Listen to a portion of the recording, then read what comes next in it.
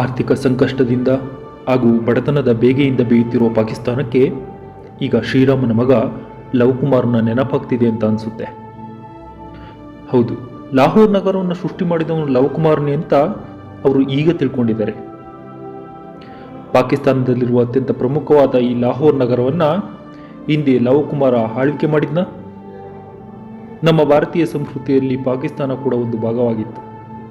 ಹಾಗಿದ್ದಾಗ ಪಾಕಿಸ್ತಾನದಲ್ಲಿರುವ ಒಂದು ನಗರಕ್ಕೂ ನಮ್ಮ ರಾಮಾಯಣಕ್ಕೂ ಸಂಬಂಧವಿದೆಯಾ? ಇಲ್ಲಿನ ಕೋಟೆಯಲ್ಲಿ ಲವಕುಮಾರನ ಶರೀರ ದೊರಕಿದೆಯಾ? ತಿಳಿಬೇಕು ಅಂದರೆ ಈ ವಿಡಿಯೋನ ಕೊನೆವರೆಗೆ ನೋಡಿ.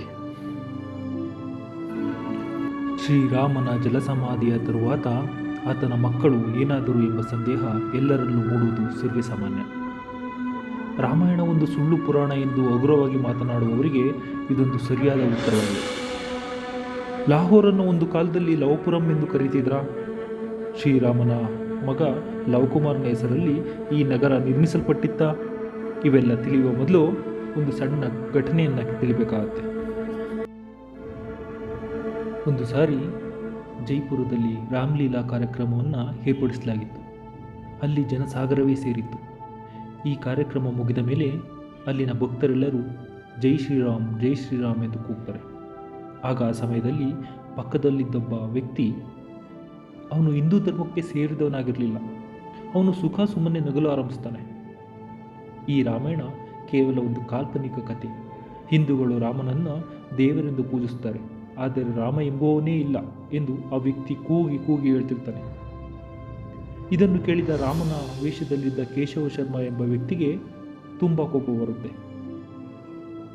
ಒಬ್ಬ ಹಿಂದೂಯೇತರ ವ್ಯಕ್ತಿ ನಮ್ಮ ಸನಾತನ ಧರ್ಮದ ಬಗ್ಗೆ ಹೀನಾಯವಾಗಿ ಮಾತನಾಡುವುದು ಅವನಿಗೆ ಇಷ್ಟವಾಗಲಿಲ್ಲ. ಆಗ ಕೇಶವ ಶರ್ಮ ಆ ವ್ಯಕ್ತಿಗೆ, ನಮ್ಮ ರಾಮಾಯಣ ಸುಳ್ಳು ಕಥೆ ಅಲ್ಲ, ಅದು ನಿಜವಾಗಿ ನಡೆದಂತಹ ಘಟನೆ ಎಂದು ನಾನು ನಿರೂಪಿಸುತ್ತೇನೆ. ಕೇವಲ ನೀನೊಬ್ಬ ಅಲ್ಲ, ನಮ್ಮ ರಾಮಾಯಣವನ್ನು ತುಚ್ಛ ಭಾವದಿಂದ ಮಾತನಾಡುವವರ ಬಾಯಿಯನ್ನು ಮುಚ್ಚಿಸುತ್ತೇನೆ ಎಂದು ಚಾಲೆಂಜನ್ನು ಮಾಡ್ತಾನೆ. ಕೇಶವ ಶರ್ಮ ಚಾಲೆಂಜ್ ಏನೋ ಮಾಡಿದೆ, ಆದರೆ ರಾಮನಿಗೆ ಸಂಬಂಧಿಸಿದ ಸಾಕ್ಷ್ಯಾಧಾರಗಳನ್ನು ಎಲ್ಲಿಂದ ಹುಡುಕೋದು ಅವನಿಗೆ ತಿಳಿಯಲಿಲ್ಲ. ಅವನು ಜೈಪುರದಲ್ಲಿಯೇ ವಾಸಿಸುತ್ತಿರ್ತಾನೆ. ಆಗ ಜೈಪುರದಲ್ಲಿರುವ ಲವಕುಮಾರನ ವಂಶಸ್ಥರ ಬಗ್ಗೆ ಕೇಶವ ಶರ್ಮ ತಿಳಿದುಕೊಳ್ತಾನೆ. ಅವನ ಹೆಸರು ಮಹಾರಾಜ ಭವಾನಿ ಸಿಂಗ್. ಭವಾನಿ ಸಿಂಗ್ ಈಗಲೂ ಜೈಪುರದಲ್ಲೇ ವಾಸಿಸುತ್ತಿದ್ದಾರೆ. ಕೇಶವ್ ಶರ್ಮ ಭವಾನಿ ಸಿಂಗರನ್ನು ಭೇಟಿಯಾದಾಗ ಪುರಾತನ ಧರ್ಮಕ್ಕೆ ಸಂಬಂಧಿಸಿದ ಎಷ್ಟೋ ವಿಷಯಗಳನ್ನು ತಿಳ್ಕೊಳ್ತಾನೆ. ಭವಾನಿ ಸಿಂಗ್ ಹೇಳಿದ ಆ ಒಂದು ವಿಷಯವನ್ನು ಕೇಳಿ ಕೇಶವ ಶರ್ಮ ಆಶ್ಚರ್ಯಗೊಳ್ತಾನೆ. ಶ್ರೀರಾಮನ ಮಗನಾದ ಲವಕುಮಾರನ ವಂಶಸ್ಥರಾದ ಭವಾನಿ ಸಿಂಗ್ ಲಾಹೋರ್ ನಗರವನ್ನು ಲವಕುಶ ನಿರ್ಮಾಣ ಮಾಡಿದ್ದರು ಎಂದು ತಿಳಿಸುತ್ತಾರೆ. ಇದಕ್ಕೆ ಸಂಬಂಧಿಸಿದ ಆಧಾರ ಈಗಲೂ ಇದೆ ಎಂದು ಹೇಳ್ತಾರೆ. ರಾಮಾಯಣವನ್ನು ಚಾಲೆಂಜ್ ಮಾಡಿದಂತಹ ವ್ಯಕ್ತಿಗೆ ಬೇಕಾದರೆ ಆಧಾರಗಳನ್ನು ಶ್ರೀಲಂಕಾದಿಂದಲೂ ಸಹ ತರಿಸ್ತಿದ್ರು ಕೇಶವ ಶರ್ಮ. ಆದರೆ ಸನಾತನ ಧರ್ಮ ಕೇವಲ ಭಾರತದಲ್ಲಷ್ಟೇ ಅಲ್ಲ, ಪಾಕಿಸ್ತಾನದಲ್ಲೂ ಇದೆ ಎಂದು ನಿರೂಪಿಸಬೇಕು ಎಂದುಕೊಂಡ ಕೇಶವ ಶರ್ಮ. ನೆಕ್ಸ್ಟ್ ಕೇಶವ ಶರ್ಮನ ಮುಂದಿರುವ ಸವಾಲು ಪಾಕಿಸ್ತಾನಕ್ಕೆ ಹೋಗುವುದು, ಪಾಕಿಸ್ತಾನದಲ್ಲಿರುವ ಲಾಹೋರನ್ನು ತಲುಪುವುದು. ಕೇಶವ ಶರ್ಮ ಹಿಂದೂ ಧರ್ಮದಲ್ಲಿ ಹುಟ್ಟಿದವನು. ಪಾಕಿಸ್ತಾನದಲ್ಲಿರುವ ಈಗಿರುವ ಪರಿಸ್ಥಿತಿ ಹೇಗಿರುತ್ತದೆ ಎಂದು ಅವನಿಗೆ ಅರಿವಿತ್ತು. ಒಬ್ಬ ಹಿಂದೂವಾಗಿ ಪಾಕಿಸ್ತಾನಕ್ಕೆ ಹೋಗುವುದು ಪ್ರಾಣವನ್ನು ಬಿಟ್ಟಂತೆ ಲೆಕ್ಕ. ಹೀಗಿದ್ದು ಅವನು ಪಾಕಿಸ್ತಾನಕ್ಕೆ ಹೋಗುವುದಕ್ಕೆ ಸಿದ್ಧನಾಗ್ತಾನೆ. ಭಗವಾನ್ ಶ್ರೀರಾಮನ ಮೇಲೆ ಭಾರವನ್ನು ಹಾಕಿ ಪಾಕಿಸ್ತಾನಕ್ಕೆ ಹೋಗಲು ನಿರ್ಣಯಿಸಿದ ಕೇಶವ ಶರ್ಮ. ಲಾಹೋರ್ ಒಂದು ಕಾಲದಲ್ಲಿ ಪಾಕಿಸ್ತಾನದ ರಾಜಧಾನಿ. ರಾವಿ ನದಿಯ ದಂಡೆಯಲ್ಲಿದ್ದ ಈ ನಗರವನ್ನು ಪಾಕಿಸ್ತಾನದ ಹೃದಯ ಎಂತಲೂ ಕರೆತಿದ್ರು. ಇದೊಂದು ಪ್ರಾಚೀನ ನಗರವಾಗಿದೆ. ವಾಲ್ಮೀಕಿ ರಾಮಾಯಣದ ಪ್ರಕಾರ ನಮಗೆ ತಿಳಿಯುವುದೇನೆಂದರೆ, ಶ್ರೀರಾಮನು ಜಲಸಮಾಧಿಯಾಗುವುದಕ್ಕಿಂತ ಮುಂಚೆ ತನ್ನ ದೊಡ್ಡ ಮಗ ಲವನನ್ನು ಉತ್ತರದ ಕಡೆ, ಕುಶನನ್ನು ದಕ್ಷಿಣದ ಕಡೆ ಕಳಿಸುತ್ತಾನೆ. ಲಾಹೋರ್ ನಗರವನ್ನು ಅಂದು ಲವಪುರ ಎಂದು ಕರೆದಿರ್ತಾರೆ. ಕೇಶವ ಶರ್ಮ ಲಾಹೋರ್ಗೆ ತೆರಳಿ ಒಂದು ಹಳೆಯ ಕೋಟೆಯನ್ನು ಸೇರಿಕೊಳ್ತಾರೆ. ಅಲ್ಲಿ ಲವಕುಮಾರನಿಗೆ ಸಂಬಂಧಿಸಿದ ಒಂದು ಗುಡಿಗೆ ಭೇಟಿಯನ್ನು ಕೊಡ್ತಾರೆ. ಆದರೆ ಆ ಗುಡಿ ಈಗ ಸುಸ್ಥಿತಿಯಲ್ಲಿರುವುದಿಲ್ಲ ಎಂಬುದನ್ನು ಕೇಶವ ಶರ್ಮ ಗಮನಿಸ್ತಾರೆ.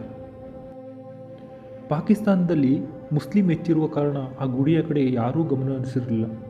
ಆದರೆ ಅಲ್ಲಿ ಕೇಶವ ಶರ್ಮ ಕಂಡಂಥ ಒಂದು ದೃಶ್ಯ ಅವನನ್ನು ಆಶ್ಚರ್ಯಗೊಳಿಸಿತ್ತು. ಲಾಹೋರ್ನ ಒಂದು ಮಂದಿರದಲ್ಲಿ ಲವಕುಮಾರನ ಸಮಾಧಿಯನ್ನು ನೋಡ್ತಾರೆ ಕೇಶವ ಶರ್ಮ. ಅದಲ್ಲದೆ ಅವನಿಗೆ ಒಂದು ಗ್ರಂಥವೂ ಸಹ ದೊರಕುತ್ತೆ.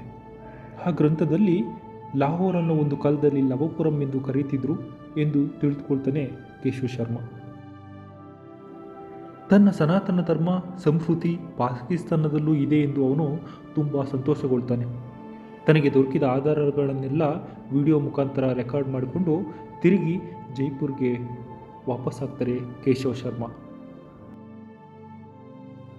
ಆ ತರುవాత ಆ ಆಧಾರಗಳನ್ನು ರಾಮಾಯಣವನ್ನು ಅವಹೇಳನೆ ಮಾಡಿದವನಿಗೆ ತೋರಿಸ್ತಾರೆ. ಅದನ್ನೆಲ್ಲ ನೋಡಿದ ಆ ವ್ಯಕ್ತಿಗೆ ನಂಬಲಾಗಲಿಲ್ಲ. ಆದರೂ ಸತ್ಯ ನಂಬಲೇಬೇಕು. ಇಲ್ಲಿವರೆಗೆ ಅವನು ಪಾಕಿಸ್ತಾನ ಮುಸ್ಲಿಂ ದೇಶ ಮಾತ್ರ ಎಂದು ಭಾವಿಸಿರ್ತಾನೆ. ಆದರೆ ಅಲ್ಲಿ ಸನಾತನ ಧರ್ಮಕ್ಕೆ ಸೇರಿದ ಆಧಾರಗಳನ್ನು ನೋಡಿದ ತರುవాత ಅವನಿಗೆ ಮಾತೇ ಬರಲಿಲ್ಲ. ತಕ್ಷಣವೇ ಕೇಶವ ಶರ್ಮನನ್ನು ಕ್ಷಮಾಪಣೆಯನ್ನು ಕೇಳ್ತಾನೆ. ಲವಕುಮಾರನ ಬಗ್ಗೆ ತಿಳಿದುಕೊಂಡ ನಮಗೆ ಕುಶನ ಬಗ್ಗೆ ತಿಳಿಯದೇ ಹೋದರೆ ಈ ವಿಡಿಯೋ ಅಪೂರ್ಣವಾಗುತ್ತೆ. ಕುಶಕುಮಾರನು ಆಳ್ವಿಕೆ ಮಾಡಿದಂಥ ಕುಶಾವತಿ ನಗರ ಏನಾಯಿತು